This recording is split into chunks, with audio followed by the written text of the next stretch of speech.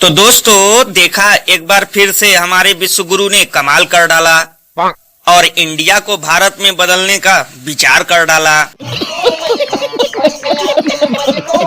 तो दोस्तों मुझे पता था जैसे ही बेरोजगारी दिवस नजदीक आएगा वैसे ही जुमलेश्वर कोई नई नौटंकी लाएगा। वैसे भैया नाम बदलने से क्या फायदा, क्योंकि महामानवों की तो अंग्रेजी के साथ साथ हिंदी भी कमजोर है। वैसे लल्लन भैया ये इंडिया नाम बदलने की आखिर जरूरत ही क्यों पड़ी? क्योंकि ये सब गुलामी का प्रतीक है जो अंग्रेजों द्वारा हम लोगों को दिया गया था, इसीलिए हम लोग इसका बायकॉट कर रहे हैं। तब तो तुम लोगों को पैंट शर्ट उतारकर धोती कुर्ता पहनना चाहिए और जूते की बजाय खड़ाऊ पहनना चाहिए और विश्व गुरु को भी कार के बजाय बैलगाड़ी से चलना चाहिए। गजब बेइज्जती है। देखो भैया, हमारे साहब कहेंगे तो हम लोग धोती कुर्ता तो क्या घास और पत्ते भी पहन लेंगे, भले ही सोते समय गाय और बकरी खाकर चली जाए। वैसे भैया एक अंदर की बात बताऊं, इंडिया से भारत हम लोग इसलिए बदलने पर तुले हैं क्योंकि विपक्षियों ने अपने गठबंधन का नाम इंडिया रखा है। लेकिन लल्लन भैया अगर विपक्षियों ने अपने गठबंधन का नाम इंडिया से भारत रख लिया मीटिंग बुला के, तब तो तुम लोगों को फिर भागना पड़ेगा पूंछ उठा के। और अभी तो रुको, क्लाइमैक्स अभी बाकी। जैसे ही विपक्षियों ने अपने गठबंधन का नाम इंडिया रखा वैसे ही तुम लोगों को ये शब्द कांटे की तरह चुभने लगा। वैसे लल्लन भैया ये भी विश्व गुरु ने जो startup India, digital India, make in India अभियान चलाया था उसका भी नाम बदला जाएगा या फिर बंद ही कर दिया जाएगा?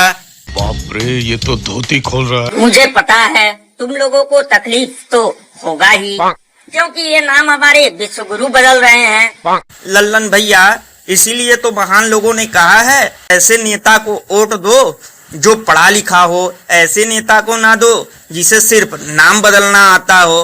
वैसे लल्लन भैया अगर लगे हाथ गोबर का नाम बदल कर देते हलवा तब तुम लोगों का और भी बन जाता जलवा। लोग महंगाई से परेशान हैं, देश बेरोजगारी से जूझ रहा है, इस पर ध्यान नहीं है, लेकिन नाम बदलना सूझ रहा है। देखो भैया कुछ भी हो हम लोगों को कोई फर्क नहीं पड़ने वाला।